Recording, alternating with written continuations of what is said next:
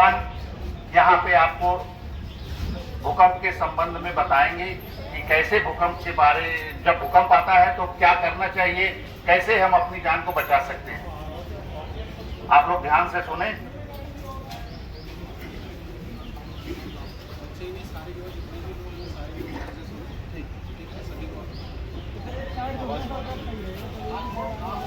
Scenario में कोई casualty होती है तो बाहर की जो एजेंसियां हैं, SDRF, NDRF, कैसे कार्य करती है और कैसे रेस्क्यू करती है। अब मैं आपको बताऊंगा कि भूकंप के दौरान आप किसी बिल्डिंग में फंसे हुए हैं या किसी स्कूल में फंसे हुए हैं या किसी होटल में फंसे हुए हैं या कहीं आप मूवी देख रहे हैं वहां फंसे हुए हैं, तो वहां आप अपनी लाइफ को कैसे सेव कर सकते हैं या दूसरों की लाइफ को कैसे सेव कर सकते हैं। ठीक है, अगर आपको कोई भी प्रॉब्लम हो तो आप बाद में मुझसे कंसल्ट कर लेना या वहीं रोक देना। तो देखो, भूकंप सबको पता है कैसे आता है, पता है सभी को? भूकंप किसे कहते हैं बताओ कोई? हाँ, बहुत अच्छा इन्होंने बताया।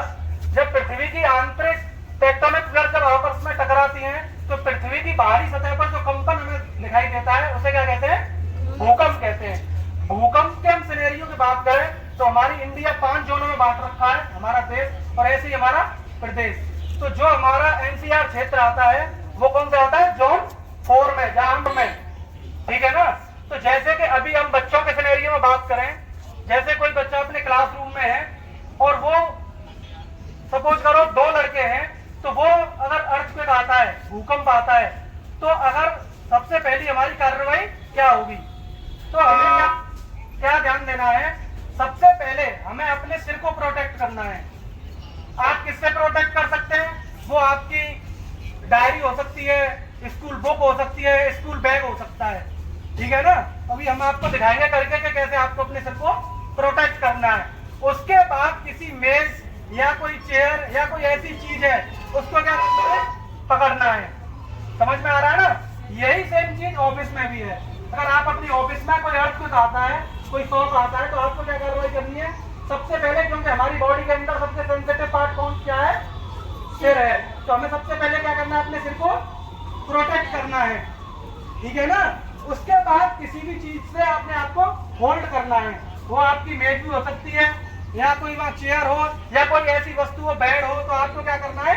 उसको होल्ड कर लेना है। इस कार्रवाई को हम बोलते हैं DCH। सबसे पहले D का मतलब होता है ड्रॉप। ड्रॉप का मतलब क्या है? आप अपने घुटनों पर आ जाएंगे। समझ में आ रहा है? सबसे पहले कहाँ आएंगे आप? घुटनों पर। उसके बाद क्या बताया मैंने? C मतलब कवर। अपने सिर को क्या करना है? आपको कवर करना है। उसके बाद मैंने आपको बताया H मतलब होता है होल्ड। तो आपको क्या करना है? किसी भी मजबूत चीज से अपने आप को होल्ड करना है। समझ में आ गया? Yes sir. किसी भी अर्थ के सिनेरियो में क्या होती है हमारी?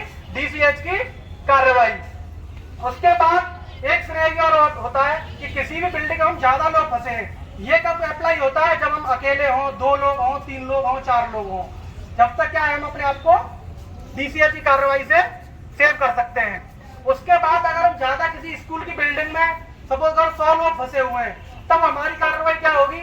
जैसे हम अपने क्लासरूम में बैठे हैं, सबसे पहले हमने वही कार्रवाई अपने सिर को क्या करना है? प्रोटेक्ट करना है। वो आप किसी भी चीज से करें, या अपनी डायरी, बुक, बैग, कोई भी ऐसी चीज हो जो अपने आप को क्या कर सके? सिर को प्रोटेक्ट कर सके। ठीक है ना? उसके बाद हमें क्या करना है? दीवार को पकड़ना है। दीवार पकड़ने का कारण क्या है? जो भी स्ट्रक्चरल बिल्डिंग आजकल बनाई जा रही है सभी क्या है?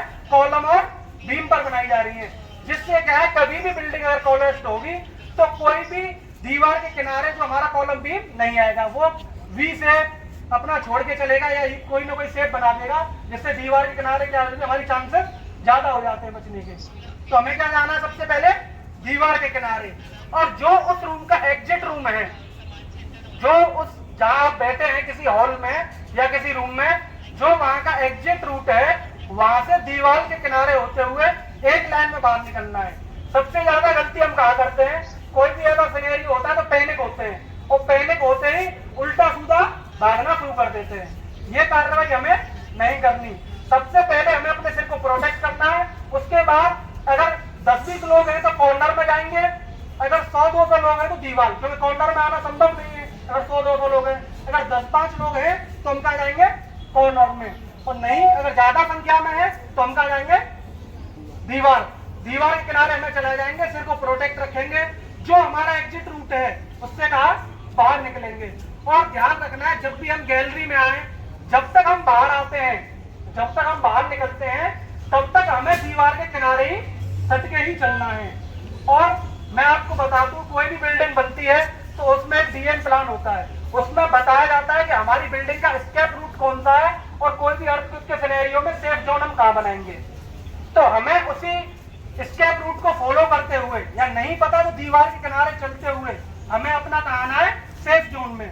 सेफ जोन हम किसे मानेंगे, कोई भी बिल्डिंग है उसकी हाइट है 10 फीट, तो हमें सेफ जोन 15 फीट उस बिल्डिंग से दूर बनाना है।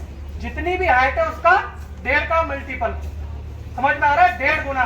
20 है तो 30 फीट, 40 है तो 60 फीट। हमें क्या करना है, इतना अपना सेफ जोन बनाना है, वहां खड़े हो जाना है। और सेफ जोन में ध्यान देने वाली बात